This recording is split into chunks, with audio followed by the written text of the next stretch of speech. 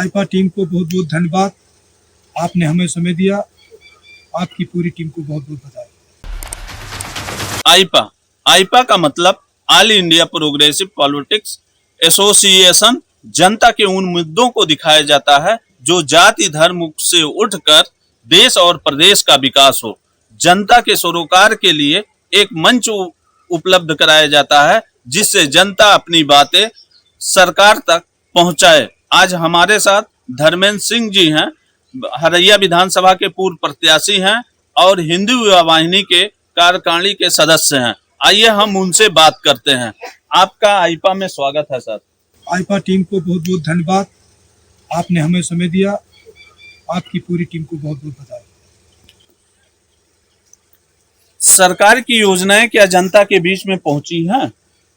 सरकार की जितनी योजनाएं हैं, केंद्र सरकार की, राज्य सरकार की, जो डबल इंजन की सरकार उत्तर प्रदेश में काम कर रही है, गरीब वंचित समाज से लेकर के हर व्यक्ति तक एक एक योजनाएं बिल्कुल निर्बाध, बिना भेदभाव के, भ्रष्टाचार मुक्त एक एक व्यक्ति तक पहुंचा है।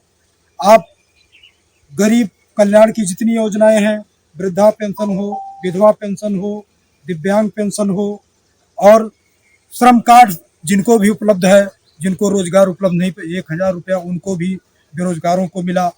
और आप देखिए, इस कोरोना काल में राशन की बात हो तो राज्य सरकार और केंद्र सरकार मिलकर के एक माह में 2-2 बार, अन्य सरकारें थी साल भर में कहीं 2 बार किसान पाते थे, लाभार्थी पाते थे।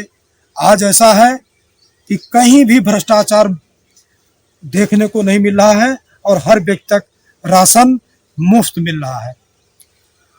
अगर हम किसानों की बात करें तो सरकार दावा करती है कि किसानों की आय दोगुनी की गई, लेकिन कहीं ना कहीं किसान परेशान है। किसानों की आय निश्चित ही दोगुनी हुई है। पहले बिजली नहीं आती थी, सिंचाई में 3-3 बार 4-4 बार गन्ने की सिंचाई होती थी, 5-5 6-6 बार धान की सिंचाई होती थी, 2 बार गेहूं की सिंचाई होती है। और आप देखिए, पर्याप्त मात्रा में बिजली उपलब्ध होने के नाते किसान निःशुल्क अपना सिंचाई कर रहा है। कहीं भी 1 रुपये का डीजल का खर्चा नहीं है, तो सिंचाई बिल्कुल मुफ्त हो गया है। आप लागत जो है, हम यूरिया समय से दे रहे हैं, हम जो है डाया समय से दे रहे हैं, कीटनाशक समय से दे रहे हैं, कहीं कोई कमी नहीं किसानों को। और उपज उनका हम अच्छे भाव पर, जो हमारा MSP है, हम उस पर खरीद रहे हैं। और अन्य सरकारों की अपेक्षा हम 3 गुना 4 गुना MSP पे किसानों का धान गेहूं खरीदे हैं, गन्ना समय से खरीद रहे हैं और गन्ने का भुगतान समय से दे रहे हैं। यही नहीं, हमारे बस्ती जिले में किसानों के लिए जहां बभनान चीनी मिल है, हमारा फैजाबाद में, वहाँ अयोध्या में जा रहा है, हमारा बाराबंकी में किसानों का जा रहा है, हमारा मुंडेरवा चीनी मिल, योगी जी ने 5 साल के अंदर उसका उद्घाटन करके और उसका शिलान्यास करके और उसके बाद उद्घाटन भी कर दिया और आज चालू है। और सबसे ज़्यादा वहाँ रोजगार भी हमने दिया, किसानों का गन्ना भी खरीदे, हजारों रोजगार भी उपलब्ध हुआ है।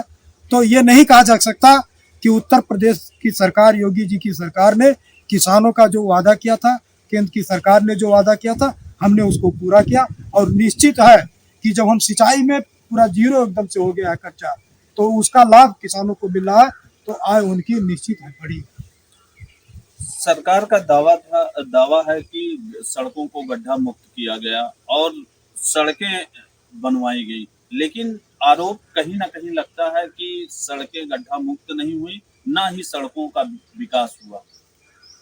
आप पूरे जिले की बात अलग है, मैं हरैया विधानसभा की बात करता हूँ कि इस कार्यकाल में 17 से लेकर के और ये जो 22 का कार्यकाल है, 7000 करोड़ की सड़कें केवल हरैया विधानसभा में बची। कोई ऐसा गांव नहीं है जो सड़क से जुड़ा ना हो। कहीं कहीं तो एक एक गांव में 2-2 तरफ से जो है कनेक्टिविटी बढ़ गई है। रही बात गड्ढा मुक्त की, तो आप भी सड़क पे चलते हैं, निश्चित है कि साल में 2 बार 3 बार जहाँ भी कहीं दिक्कत हो तो रिपेयरिंग हो रही है। जो पुरानी सड़कें, जो नई सड़कें हैं, तो 5 साल तक कहीं बोलना नहीं है। जो नई सड़कें इस सरकार में बनी उसमें नहीं, जो पुरानी सरकार में सड़कें बनी थी वही उखड़ पुखड़ रही हैं और वहीं पे थोड़ा बहुत गड्ढा था उसको हम लोग बनाने का काम कर रहे हैं और किए। हरैया विधानसभा की आप बात कर रहे हैं। हरैया विधानसभा में मनवर नदी है। सरकार की प्रमुख योजनाओं में थी नदी की सफाई। क्या ये नदी साफ सुथरी हुई? निश्चित है, हमारे माननीय विधायक जी अजय सिंह पूरा प्रयास से स्वयं उसमें हल करके जलकुंभियों को, सवारों को निकालने का उन्होंने काम किया। उनके साथ नदी के तट के दोनों तरफ जो भी गांव हैं, मनरेगा के तहत उनको तमाम विकास खंडों में प्रधानों को व्यवस्था दी गई कि आप मनरेगा के मजदूरों से उसके अंदर जो है लगा करके मजदूरों को साफ करा, और उसकी मजदूरी मनरेगा से दी गई। पूरे जितने भी ग्राम सभा दोनों तरफ है, मनोर नदी के उत्तर दक्षिण दोनों तरफ के ग्राम सभाओं के लोग और वहाँ के प्रधानों द्वारा, वहाँ के क्षेत्र पंचायत सदस्यों द्वारा, वहाँ के जिला पंचायत सदस्यों द्वारा मनरेगा के मजदूरों के साथ मिल करके और उसका जो है जो भी उसके अंदर से और जो गंदगी थी उसकी सफाई हुई। और आज पहले की अपेक्षा मनोरमा बहुत साफ है और धारा प्रवाहित है। पहले रुका हुआ था, कहीं कहीं चिचलापन था। रही बात आप कह रहे हैं मनोरमा नदी के सफाई की बात, तो प्रत्यक्ष को प्रमाण की जरूरत नहीं। आपके पीछे पवित्र मनोरमा नदी बह रही है, आप उसका फोटो ले सकते हैं, देख सकते हैं, उसका वीडियो बनाइए और देखिए। निश्चित है उसमें कहीं भी आपको त्योहार तो कोई वगैरह आपको नजर नहीं आए।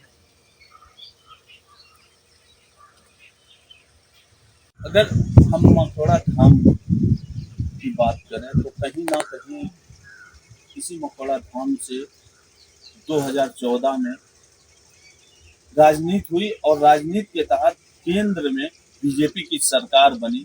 तो क्या मखौड़ा धाम का विकास हुआ है? निश्चित ही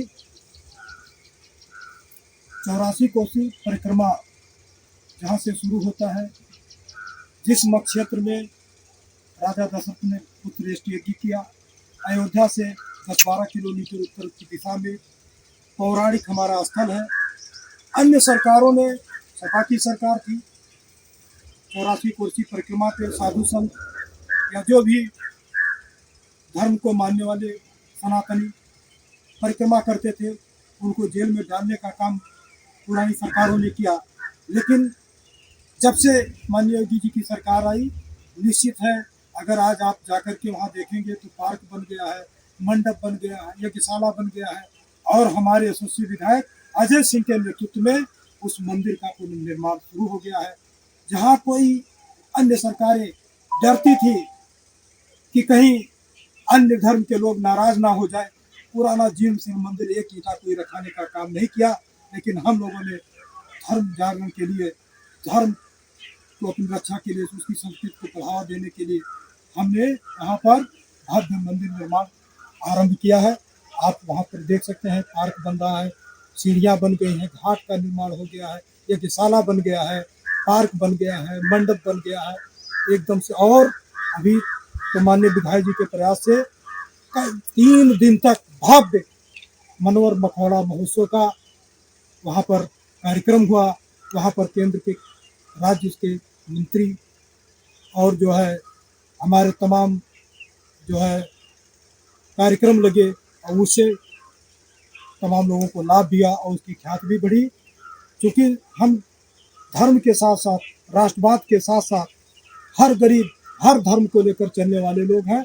हमारे यहाँ सबका साथ, सबका विश्वास, सबका प्रयास और सबका साथ, ये जो हमारा नारा है माननीय प्रधानमंत्री जी का, माननीय योगी जी का, उसी के साथ हम लोग काम कर रहे हैं। बगैर भेदभाव के, भय भ्रष्टाचार मुक्त ये शासन है।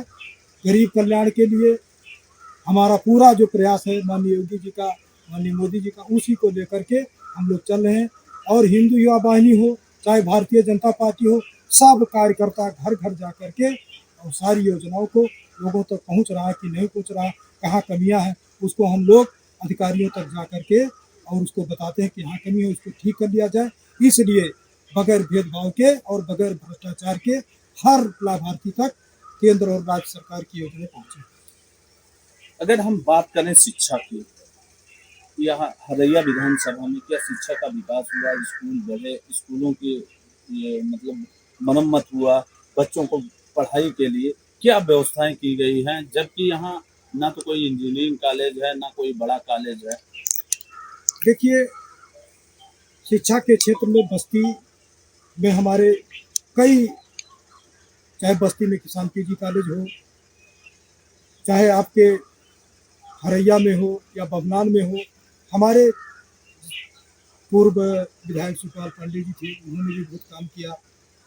उसके बाद में और तमाम लोगों ने, अब हरैया में इस समय 2-2, 3-3 डिग्री कॉलेज हैं, आपके जो है परशुरामपुर में है, विक्रम जोत में है।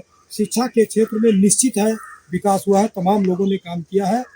और इस सरकार ने देखिए, प्राइमरी स्कूल से लेकर के जूनियर से लेकर के इंटर कॉलेज तक लेकर के, आप देखिए बाउंड्री वाल हो, रख रखाव हो, हर अच्छा बहुत बढ़िया माहौल दिया है।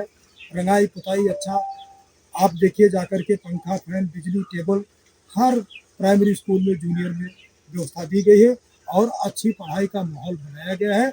और आप देखेंगे, निश्चित है इंजीनियरिंग कॉलेज नहीं है, लेकिन हमारे बस्ती में कुछ प्राइवेट संस्थाएं खुली हैं और मेडिकल कॉलेज आपके जो है बस्ती जिले में माननीय योगी जी के, माननीय मोदी जी के प्रयास से आपको मेडिकल कॉलेज मिल गया है। तो शिक्षा के क्षेत्र में उन्नति हुई है, लेकिन ये निश्चित है कि अभी कहीं ना कहीं थोड़ी कमी है, उसका भी प्रयास। अच्छा देखिए, हमारे यहाँ इंटर कॉलेज, और एक बहुत बड़ा काम इस सरकार ने दिया है, अटल आवासीय योजना के तहत हमारे हरैया विधानसभा में कई करोड़ की लागत से एक विद्यालय जो है आपका परशुरामपुर में बन रहा है। भूर प्रशंसा, माननीय बहुत बहुत बधाई योगी जी को, जो उन्होंने इस पिछड़े क्षेत्र में इतना बड़ा काम दिया। ITI स्कूल भी हो गया है, पॉलिटेक्निक के लिए भी हरैया को जो है शिलान्यास अभी नहीं हो पाया, लेकिन स्वीकृति हो गई। तो लाभ हर तरह से शिक्षा के क्षेत्र में भी इंजीनियरिंग कॉलेज, अब जब आपको पॉलिटेक्निक और ITI मिला है, तो और उच्च शिक्षण संस्थाएं भी अगर अगली सरकार हमारी आ रही है, आप जाने रहे आ ही रही है, उसमें कोई इफ बट नहीं है, किंतु परंतु नहीं है, आनी है और 300 प्लस से अधिक हम आएंगे। और निश्चित है उच्च शिक्षण संस्थाएं भी माननीय योगी जी के आशीर्वाद से हरैया को प्राप्त। रोजगार की अगर बात करें तो रोजगार की यहाँ कहीं युवाओं के लिए कुछ व्यवस्था की हुई है? रोजगार आपको मैं बताऊं, इस सरकार में जितना पारदर्शिता के साथ भ्रष्टाचार मुक्त, जो 4.5-5 लाख जो सरकारी भर्तियां हुई, उसमें आप देखें हर दूसरे तीसरे गांव में आप जाएंगे तो गरीब से गरीब घर का लड़का भी सरकारी नौकरी पाया है।